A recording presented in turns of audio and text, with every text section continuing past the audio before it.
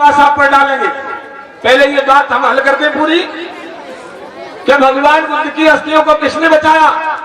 अरे बाबा साहब का जन्म तो सुनाई दे, कम से कम ये जान जा कि बाबा साहब कहाँ जन्मे थे, कैसे जन्म हुआ था। बोलो। ये हेमंत साहब जिला पंचायत प्रत्याशी वार्ड नंबर 2। तो बहनों, अभी आपने सुना कि भगवान बुद्ध की अस्थियां कै जगह बांटी थी, बताओ। 8। कलिंग युद्ध के बाद, ऐसे ही बता रहा हूं, वो कलिंग युद्ध सुना नहीं पाएंगे। कलिंग युद्ध के बाद सम्राट अशोक ने जब सम्राट अशोक ने बुद्ध के धर्म को माना, और अशोक कब हुए, भगवान बुद्ध से 250 वर्ष बाद। तो 8 जगह की खुदाई कराई थी। अशोक ने थोड़ी थोड़ी अस्थियां निकाली 8 जगह से, और क्या किया, कूट लिया अस्थियों को। अशोक ने कूटने के बाद एक अस्थि का कंकाला स्तूप बनवाया, एक अस्थि का कंकाला स्तूप बनवाया। 8 जगह थोड़ी थोड़ी निकाली थी, पूरी नहीं निकाली थी। लेकिन उन 8 जगह पर अशोक ने विशाल स्तूप बनवा दिए। उसमें एक जगह थी कपिलवस्तु, जहां भगवान बुद्ध की अस्थियों का जो अस्त कलश दबा था। भारत सरकार ने जब खुदाई कराई तो वही अस्त कलश उसी स्तूप में निकल आया, जो आज इंडिया गेट के पास दिल्ली में रखा है। इसको बचाने वाला कोई है तो सम्राट अशोक है, जिसने 84,000 स्तूप बनवाए। चलो जल्दी करो।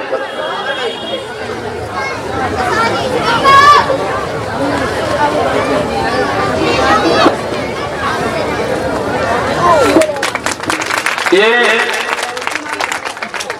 विमल साउंड सर्विस जिस पर हम बोल रहे हैं, इनका ग्राम कचपुरा है, शमशेरगंज के पास। और बहुत बहुत साथ बात, अब थोड़ा शांति का दान दें। बुद्ध की कथा तो आपने सुनी है, लेकिन कोई आपसे आएगा टिबिटिया गांव में, ए भाइयों आपने बाबा साहब की मूर्ति लगाई है, बोले लगाई है कि नहीं लगी है। अब किसी ने पूछते हैं ये बाबा साहब कौन थे, इनके माता पिता का नाम क्या था। जब सुनोगे नहीं तो बताओगे कैसे। कहानी तो बाबा साहब का भी इतिहास बहुत बड़ा है, लेकिन आगे में पीछे जाके हम बाबा साहब की जन्म कहानी थोड़ी सुनाएंगे। चलिए, इस देश में अंग्रेजों का शासन था, सुन लीजिए। जब अंग्रेजों का शासन था, बाबा साहब के पिताजी रामजी राव एक वीर योद्धा थे, साहसी थे। उस समय ये सेना में भर्ती हुए तो ये अपने पराक्रम से सूबेदार के पद पर पहुंचे थे। तो रामजी राव, और सेना में वेतन बहुत नहीं था। ये बच्चों शांति से सुनो, ये बाबा साहब की जन्म कहानी सुना रहे। इनका जन्म कहाँ हुआ कोई पूछेगा। इनके पिताजी रामजी राव और उनकी पत्नी थी जिनका नाम था भीमाबाई। क्या नाम था? भीमाबाई। तो नौकरी करते करते ये मध्य प्रदेश मऊ छावनी में आ गए, रामजी राव और मां भीमाबाई।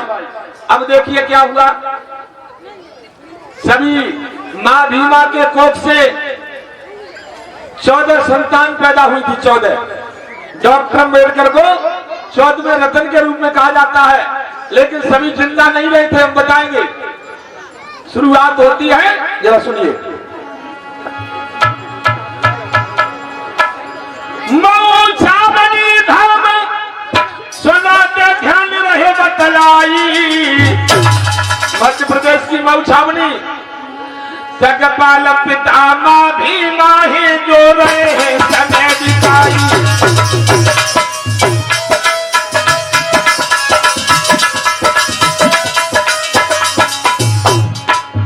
मैया भीमा के साथ रामजी राव समय गुजार रहे हैं कहाँ? मध्य प्रदेश में। मऊ छावनी धाम सुनाते ध्यान रहे बतलाई, रहे बतलाई।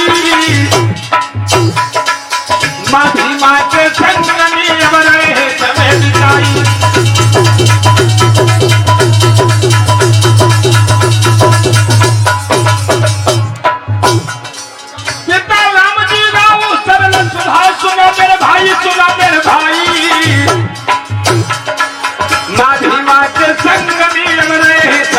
बताई।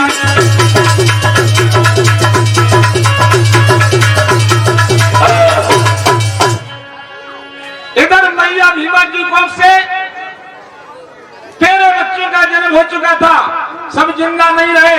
देखिए डॉक्टर अम्बेडकर जी ने कहते हैं इनका जन्म कैसे हुआ।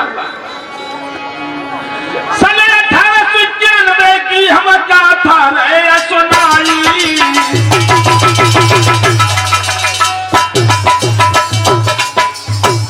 सन 1891, याद रखना 14 अप्रैल 1891। ये मेरे भाइयों बाबा साहब के जीवन में 14 का महत्व है। पहली घटना है कि 14वीं संतान थे मां की कोख से, सुन रहे हो ध्यान से कि नहीं? 14वीं संतान।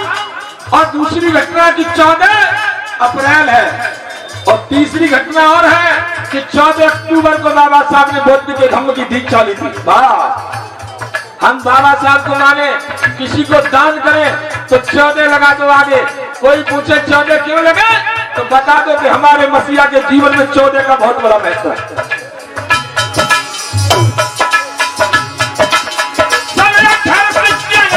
हम गाथा सुनाई।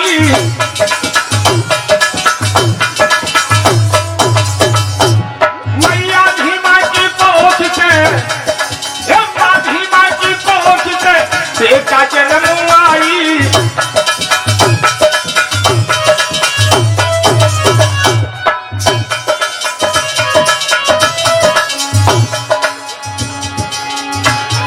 महाराज मात की है 14वीं संतान।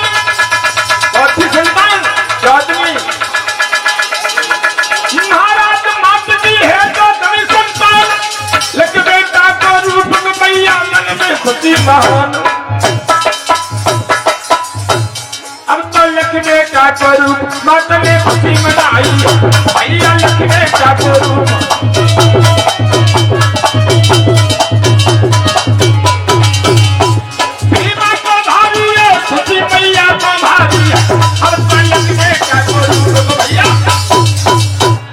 मैया भीमा की कोख से 14वें रतन के रूप में सन 1891 14 अप्रैल। ये तो अंग्रेजी का महीना अप्रैल है और हिंदी में कौन है तो जरा सुनो। चैत पाछले पात जन्मया भीम रावली। अरे जन्मया बाबा ने लियो कारण सोच पंच जन्मया भीम रावली।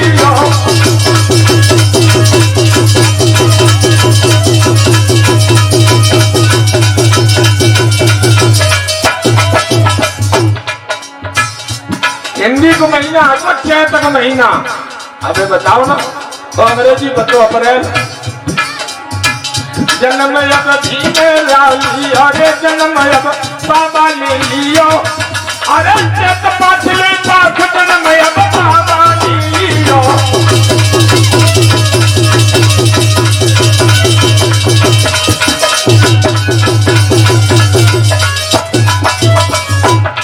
क्या हुआ? प्रकृति से बड़ी बधाई है रे, प्रकृति से बड़ी बधाई है। और कमल हृदय के खिले खुशी घर घर में छाई है।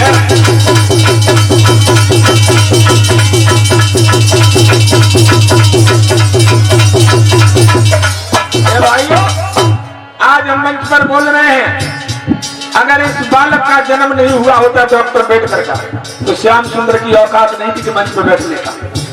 ये संविधान की ताकत है। ये अच्छे कपड़े आप लोगों के बदन पे हैं।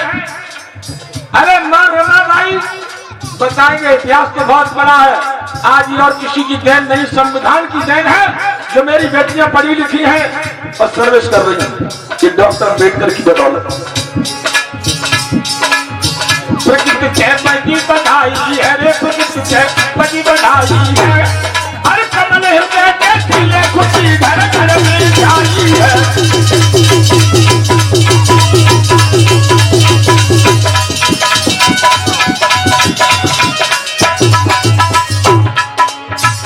राम जी मन में मनन भय रे, राम जी मन में मनन भय। और धन्य हमारे भाग्य कुमार जो ऐसे हलता है।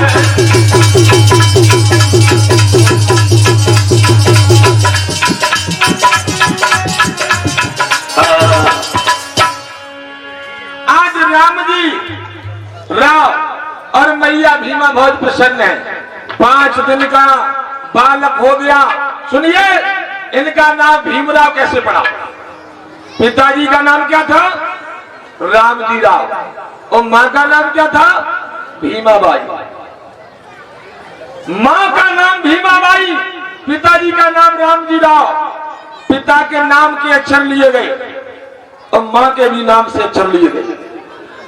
बालक का नामकरण हुआ, नाम रखा भीमराव, क्योंकि माँ का नाम भीमा था और पिताजी का नाम रामजी राव था। क्या नाम रखा? भीमराव।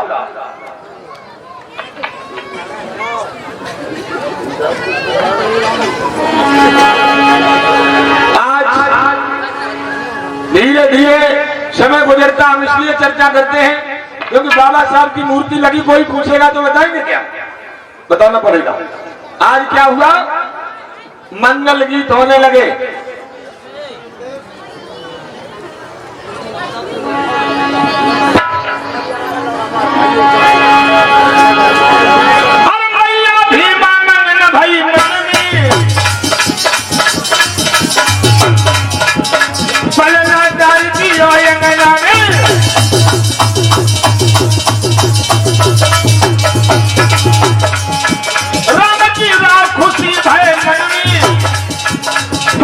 झुलाई रहे लगना में ऐसे अंगना में पलना पलना में ललना भीमा ने जाए सुगर ललना भीमा ने जाए सुगर ललना भीमा ने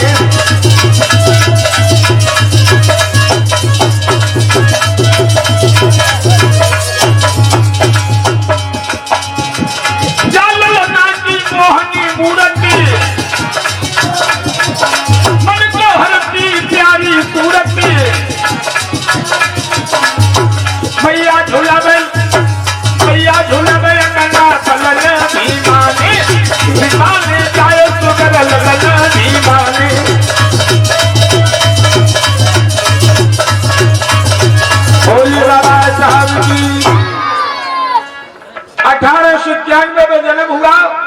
और देखो, भीमराव से बड़े थे आनंदराव।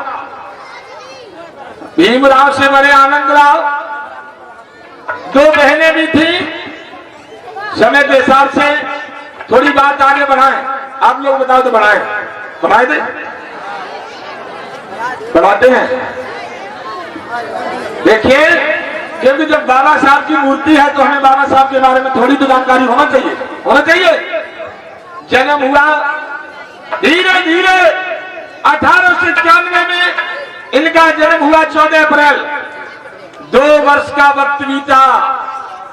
कितना समय बीता? 2 वर्ष का। इधर 93 सन आई 1893। तो क्या हुआ? रामजी राव सेवानिवृत्त हो गए। सेवानिवृत्त का मतलब समझ रहे हो? नौकरी से, क्योंकि सूबेदार थे सेना में, सेवानिवृत्त हुए। अब चले पुराने गांव के लिए। पुराना गांव कौन है इनका?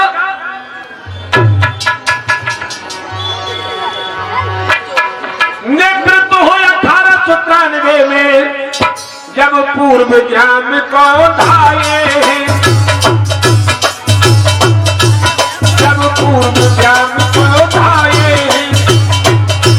रत्नागिरी ग्राम दापोली में जब लौट के घर आए,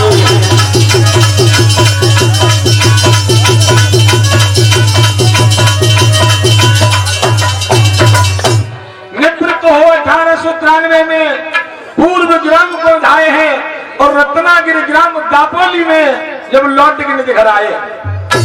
रत्नागिरी दापोली इनका गांव था। रामजी राव पूरे परिवार के साथ जब भीमराव की उम्र 2 वर्ष है तो लौट के रत्नागिरी दापोली पहुंचे हैं। ये मेरे भाइयों, आज सबके बच्चे पढ़ते लिखते हैं। सबके बच्चे पढ़ते लिखते हैं। ये किसकी देन है जो सबको पढ़ने का अधिकार मिला? डॉक्टर अम्बेडकर ने। पूछो, बुरा नहीं मानना। क्योंकि जब रामजी राव सेना से निवृत्त होकर घर पहुंचे।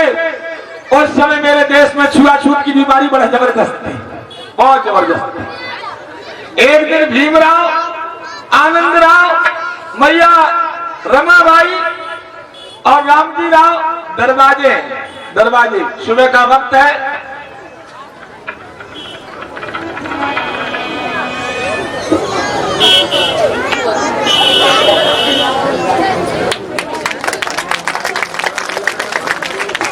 ये भैया हवलदार जी, पूर्व प्रधान नंगला लक्ष्मी मंच पे आके मेरा सम्मान किया, बहुत बहुत साधुवाद। आपके जीवन में मंगल ही मंगल हो, हम तो यही तथागत से विनती करेंगे। बहुत बहुत साधुवाद। तो आज क्या हुआ, सुबह का वक्त है, बच्चे स्कूल पढ़ने जा रहे थे, लेकिन इधर रामजी राव क्या करते हैं, एक दिन घर से निकले, वो बाहर चले गए और भीमराव घर, मैया भीमा घर। देखिए हाल, सुंदर सुगर स्वरूप भीम का रूप सुना मेरे भाई। एक दिन बोले मैया मैं भी जाऊंगा बच्चों के साथ खेल खेलने। और पहले ऐसा नहीं था, छुआछूत की बीमारी थी। बाबा साहब का जन्म महार वंश में हुआ। महाराष्ट्र में महार कहा जाता, महाराष्ट्र में आते हैं, याद रखना। तो उन्हें क्या मालूम कि छुआछूत की बीमारी है। भीमराव बोले मैया खेलने जाएंगे। खेलने को जावे सबके संग में, सुन ले मेरी माई।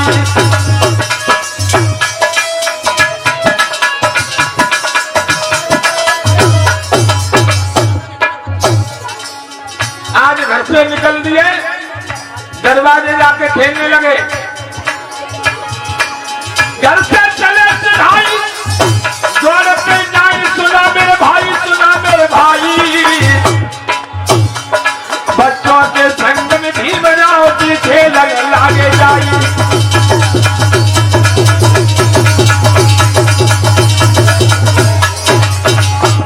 बच्चों के संग में भीमराव पीछे लागे जाई।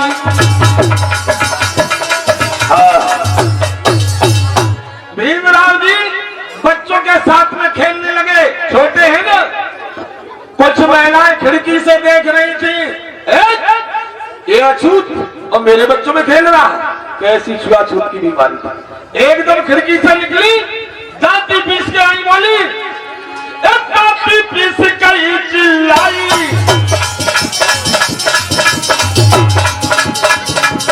अब तू नीचे गो है आई।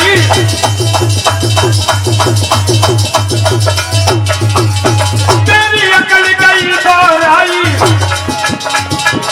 अब तू नीचे गो है आई। एकदम भीम की बाह पकड़ के उन महिलाओं ने झकझोर दिया। तुझे नहीं मालूम तू अछूत है और मेरे बच्चों में खेल रहा है। अवसर जीवन धारी कुछ मुसीबत भीम पे भारी। भैया जीवन धारी कुछ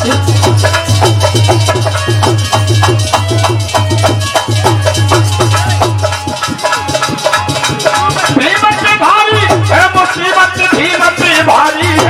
अवसर जीवन धारी कुछ कभिया। बच्चा किसी का हो, बच्चे को नहीं मालूम क्या बीमारी है। एकदम भीम भागे, घर में घुस गए और मैया भीमा के गले लिपट के बोले माँ, उन माता ने मुझे झकझोर दिया और ये कहा तू अछूत और नीच है। ये कहानी और किसी की नहीं है, ये देश के संविधान रचयिता डॉक्टर अम्बेडकर की कहानी है। सोचो, आज मैया भीमा आंखों में आंसू भर लाई, बोली भीम तुम्हें मैंने बताया था कि बाहर निकल के मत जाओ। मेरे देश के अंदर मानव से घृणा करता है, छुआछूत की बीमारी है। आज मैया आंखों में आंसू भर लाई।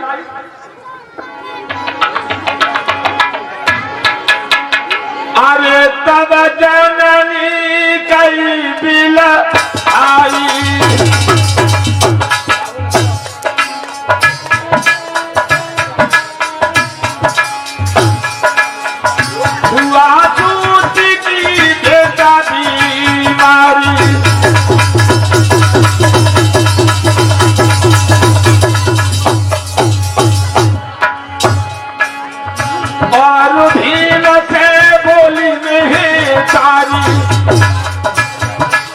तुम्हें नहीं मालूम देश में छुआछूत की बीमारी जबरदस्त है बेटा। और भीम से बोली नहीं सारी छुआछूत की बेटा बीमारी।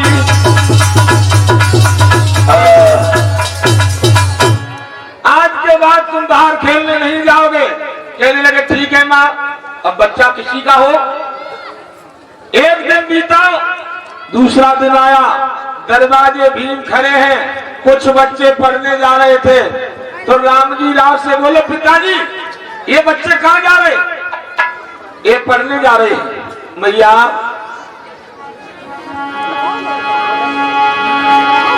पिता रामजी राव कई समझाई सुने मेरी माई। पिताजी आप भी सुनो और माँ तुम भी सुनो। ये बच्चे पढ़ने जा रहे, पढ़ने को जावे सबके संग में सुन ले मेरी माई। हम पढ़ने जाएंगे।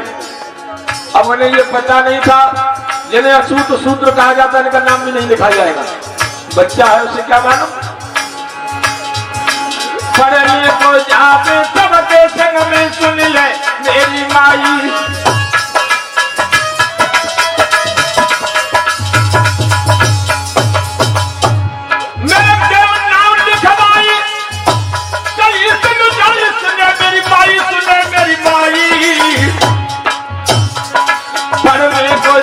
सबके संग में देव नाम लिखाई।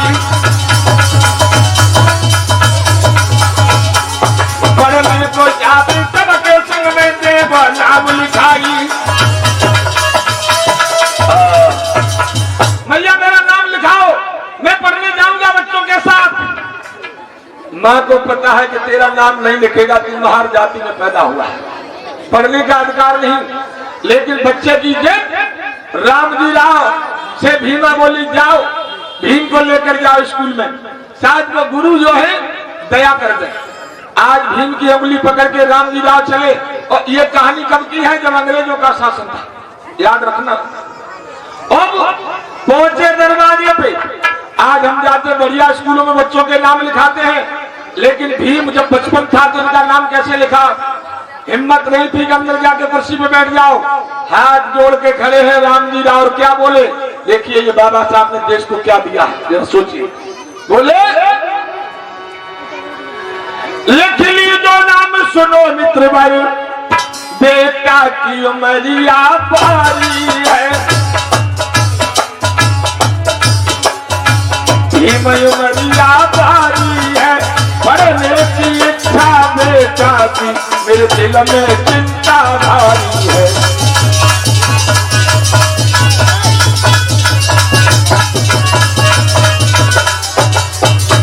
मेरे भीम के मन में पढ़ने की इच्छा है। गुरुओं से बोले रामजी राव इसका नाम लिख लो। और सुनो करे करे करे शिष्टाचार सुनो, अज्ञाकारी है, अज्ञाकारी है। पढ़ने की इच्छा बेटा की मेरे दिल में चिंता भारी है।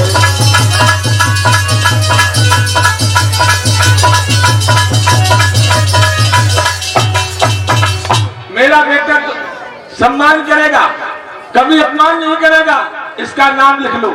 एकदम गुरु बोले ए रामजी राव तुम्हें होश होना चाहिए कि सूत्रों का अछूतों का नाम नहीं लिखेगा।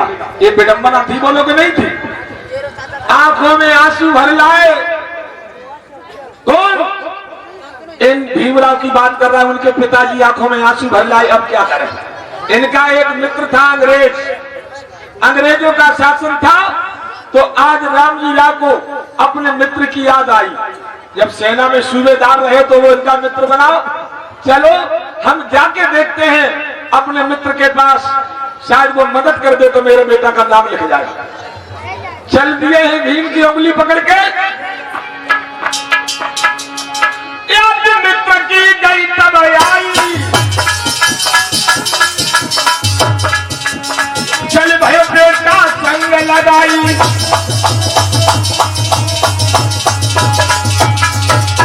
और मित्र पहुंचे जाई,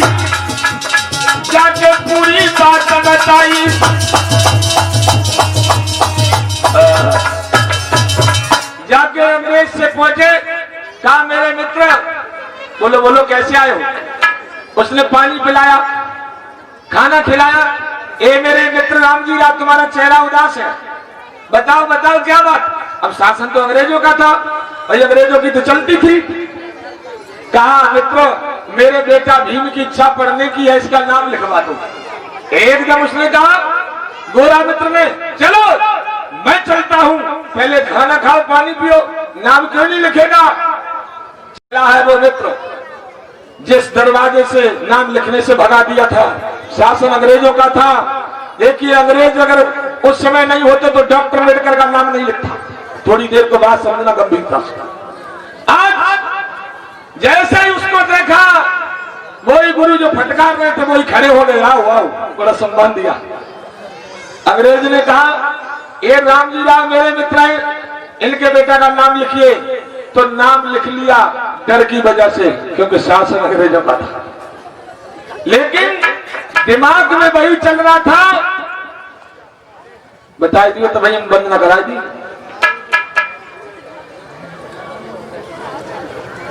क्या टाइम हो गया, टाइम होती क्या जिंदगी में टाइम कभी नहीं होता था, टाइम तो जिंदगी में होते ही रहा।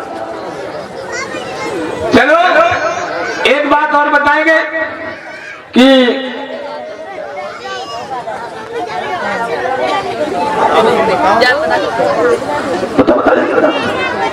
सचिन, ये बच्चा सचिन जो है धमदान मेरा बहुत बहुत साल। तो चलो ऐसे ही बताए, नाम लिख गया, पढ़ने जाते थे। लेकिन इस देश में बड़ा परेशानियां झेली बाबा साहब ने। कैसे पढ़े, पानी नहीं, नल नहीं छूने दिया, फिर भी पढ़ते रहे। आजकल के बच्चे सब व्यवस्था है, फिर भी नहीं पढ़ते हैं। बोलो, सब व्यवस्थाएं। अरे कितने कितने संकट झेले, डॉक्टर अम्बेडकर ने पढ़ाई नहीं बंद की। आज विश्व में, पूरी दुनिया में विद्वानों की गिनती में अगर कोई आता है तो घमंड में माने न माने वो अलग बात है। दुनिया में अगर जो पढ़े लिखे लोग हैं, चाहे वैज्ञानिक है कोई हो, अगर कोई आता है विश्व में तो नंबर 1 डॉक्टर अम्बेडकर आते हैं। क्योंकि इतनी शिक्षा किसी के पास नहीं थी जितनी डिग्रियां प्राप्त की। हमें ऐसे ही बातों में बता दे, हिम्मत नहीं हारना चाहिए। और बाबा साहब ने,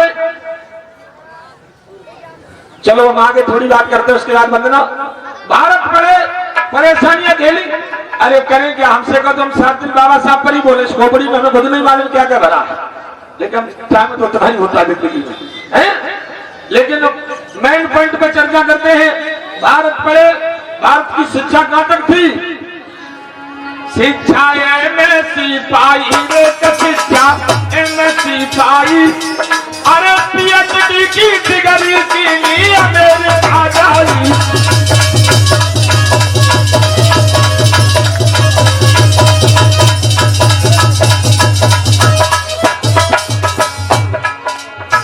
भारत में एमएससी किए और पीएचडी करने लंदन चले गए, अमेरिका। कोलंबिया विश्वविद्यालय जो दुनिया में जाना जाता है। शिक्षा एमएससी पाई रे, शिक्षा एमएससी पाई, अरे पीएचडी की डिग्री के लिए अमेरिका जाई।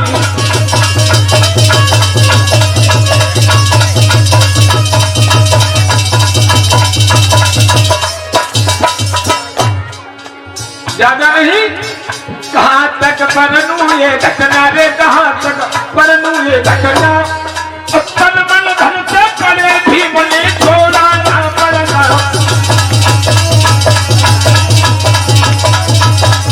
बोलिए भगवान की। विदेशों में पड़े, बड़ा संकट सहे। इनकी पत्नी, देखिए जब इनकी शादी हुई थी तो रमाबाई जो थी इनकी पत्नी, उनकी उम्र 9 वर्ष थी। भीमराव की उम्र 14 वर्ष थी। बचपन में शादी हो गई थी। एक पति जब बाहर पढ़ने जाता है, बेटा की लाश रखी थी, बेटा खत्म हो गया था। भीमराव का पैसे उतने ही थे, अगर कफन खरीद के लाते हैं तो ये पढ़ने बाहर नहीं जा पाएंगे। रमाबाई ने साड़ी फाड़ी थी, तब बेटा का अंतिम संस्कार किया था। इनकी भी जीवन की घटना और कहानी जब पढ़ोगे तो आंखों में आंसू आते हैं। कहने वाले क्या कहें, वो उनकी मर्जी है। लेकिन भीम का भी चरित्र बहुत महान है। और भीम ने लोगों की सोच बन गई कि भीमराव तो केवल फलानी जाति कहते। ये बताओ, कोई महापुरुष किसी जात का होता है? संविधान जो देश का है वो सबके लिए या किसी एक के लिए है? सबके लिए। आज सारी बातें जो भी वक्त था हमने चर्चा की, क्योंकि बाबा साहब की मूर्ति लगी है तो थोड़ा इशारे में कुछ बताया। एक बात, आज 7वां दिन है, समापन दिन है। ये आखिरी दिन नहीं है, समापन दिन है। लोग अंतिम दिन बोलते हैं, जिसका अंत हो जाता फिर दोबारा होता ही नहीं। आदमी का अंत हो जाए दोबारा फिर बताओ फिर क्या होगा, तो खत्म हो जाएगा। तो अंतिम दिन नहीं है, समापन दिन है। समापन हो रहा इस कार्यक्रम का है। शुरू तो फिर भी हो सकता कभी, जब मन में आ जाए, साल 2 साल में। तो आज इस कार्यक्रम का समापन दिन है। समापन दिन पर हम सभी भाई बहनों से एक बात कहेंगे। 7 दिन के अंतराल में अगर मैंने कोई गलती की है तो माफ नहीं करना। मैं माफी नहीं मांगता हूं, कभी नहीं मांगी। 31 वर्षों में माफी क्यों मांगू? हमने कोई गलती नहीं की। और अगर धोखे में हो गई हो तो माफ नहीं करना, बता देना। जब तक हम चाहें तब तक बता देना। क्यों? आदमी गलती करता फिर माफी मांगता है। एक बात बताओ, जब माफी मांगने वाले लोग